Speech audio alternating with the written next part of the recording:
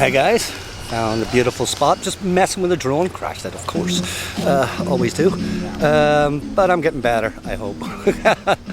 So this video is going to be about my weekend setup, and I'm not sure if I'm going to be able to post it with sound because the Vietnamese behind me have got some techno going, which is okay, it's their right, and you know, it's a free country, so but YouTube probably will monetize or not monetize me, and trust me, I need the cash. So if you see no ads, hit the PayPal, send me a beer, you know, make up for it. So let's see what this is about. First of all, let me just turn this around. First of all, got a beautiful spot. Actually, I'm going to come down here more often, you know, definitely going to come down here more often. Alright, so this is my weekend setup, guys. First thing you notice, there's no seat post bag or backpack. Now, this is probably going to piss off a few people, but there's three types of people when it comes to backpacks when you're bikepacking. One, like myself, who hate them. And refuse to wear them because I get a bad neck and I'm sweaty and I just don't feel free wearing a backpack. The other people are the ones who like them. Fair enough, a lot of people like them. And then there's the third people who don't know how to pack their bike, get all the gear on it, so they have to carry a backpack. I'm sure you can comment and break my balls, but that's okay, you know. Sorry guys, it's easy to pack your bike. So first of all is I am carrying a total of 9 litres of water, and I have food for 2 days, and I got a sleep system which can handle 4 seasons, and I've got all the tools. So let me go over this first. Well, let's see, hopefully the light's good. Alright, as you notice in the back, I have a first aid kit. I believe that the first aid kit needs to be basically visible at all times. Okay, let me before we start, I'm going to go over the bike. Some things I've already spoke about before in one of my other videos, especially the core setup, but certain things I'm actually going to explain why I actually evolved to that, than just saying, okay, there's the water bottle, you know, or the stainless steel water bottle. So certain things I will explain and certain things I will just go over roughly, just to cut down on the video, the time. I will do detailed reviews of certain things. I've had stuff for a long time, so I can give a really good honest opinion. Plus, I don't like these out of the box reviews, I really don't. I did one time and said it was brilliant, and 2 months later it broke, so I just don't do them. Most of my gear is anywhere from 7 years to a year old. So let me start off with first aid kit. A little bit of detail on this. I used to keep my first aid kit in this little bag here. It was a DIY one.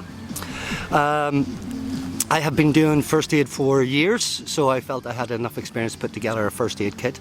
For the people in the UK watching, you would understand Duke Edinburgh Award Scheme. That's where I first started, by ages of 12 or something. And then the Army Cadets, then the British Army, then foster care. Working with kids, always had to do a first aid kit every year, or first aid every year. And then there was the other one, which is diving, first aid every year. So I have pretty good experience, and I've also done first aid actually in real life situations. So when it came to first aid, I thought I could do a DIY one. But my last trip I was cycletouring across Australia, and I started thinking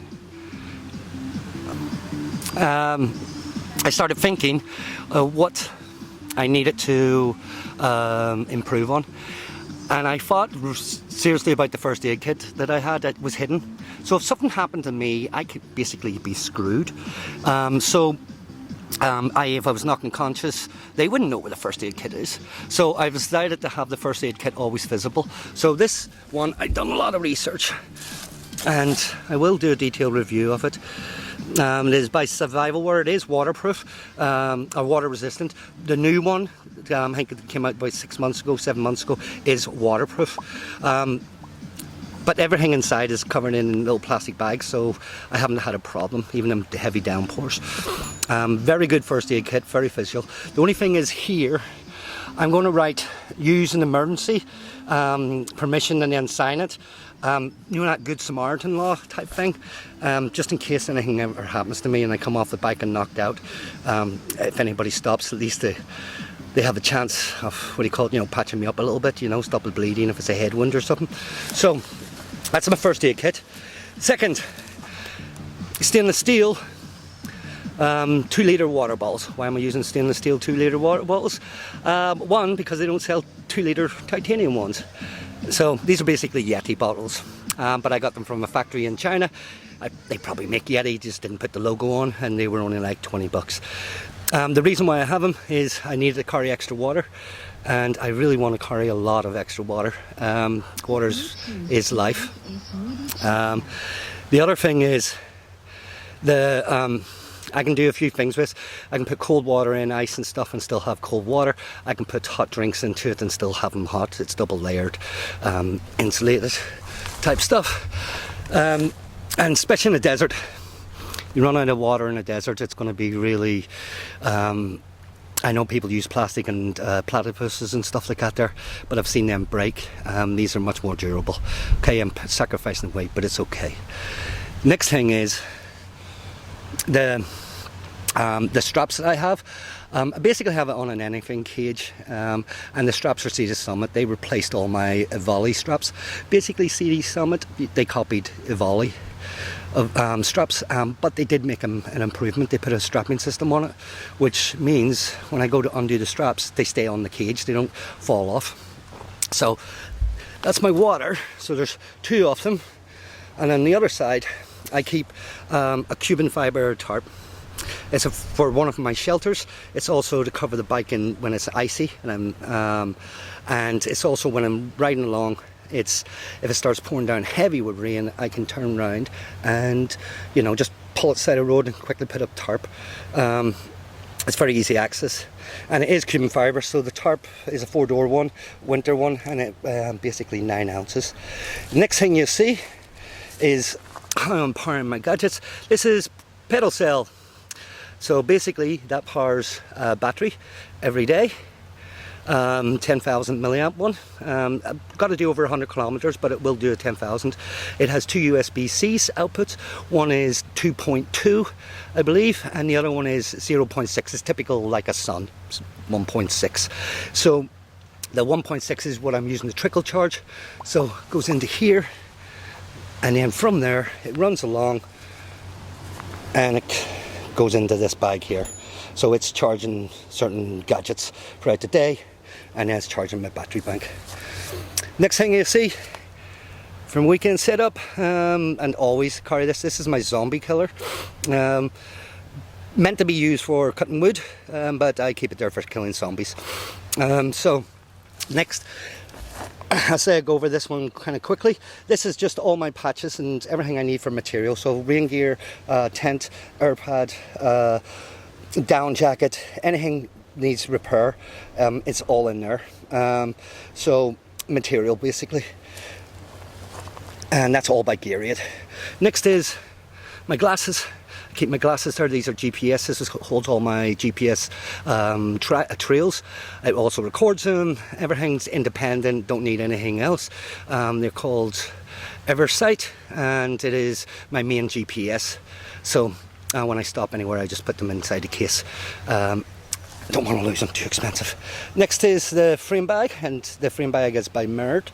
They sent me their frame bags for testing, and you know, I basically said I wasn't interested because I use Bike Dude and J-Packs. Been using them for 7 years and I've been 100% happy with them, so why change? But they just said, listen, just take them out and test them and give us some feedback. So I did.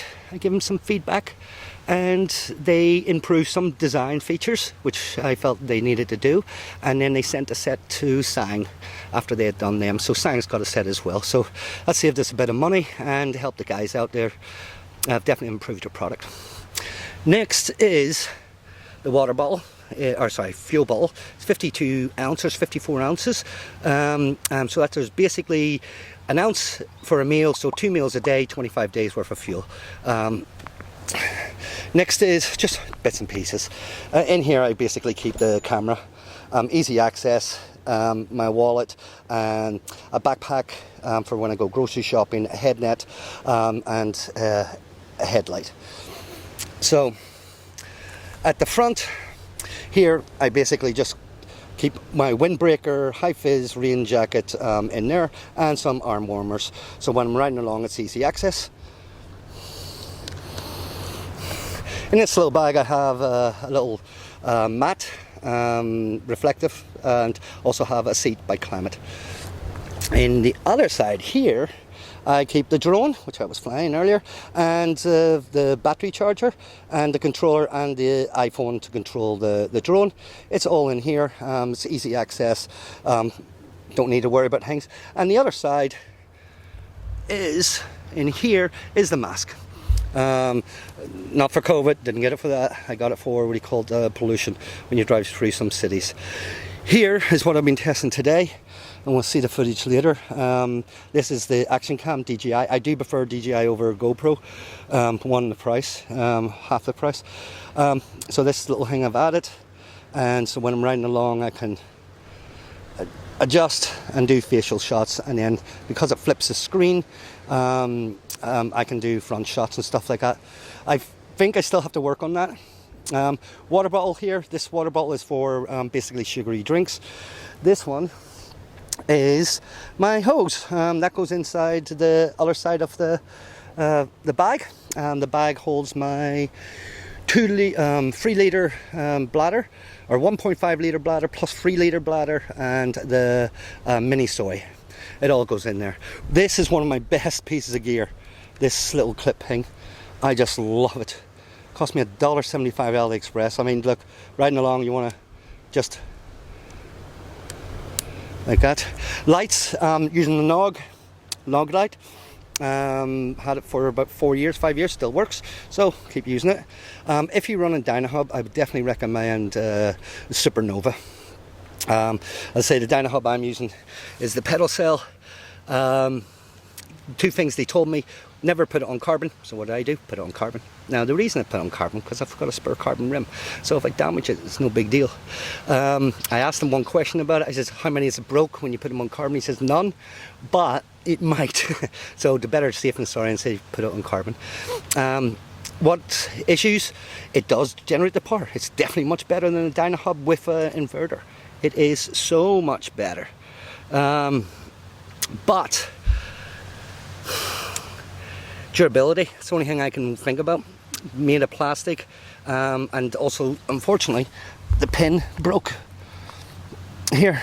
Now, this is definitely my fault, 100% my fault, because they said don't put it down here, and I think I hit it with my foot and broke the pin, but it still works. I can still, pull it back, and just little pliers pull it out.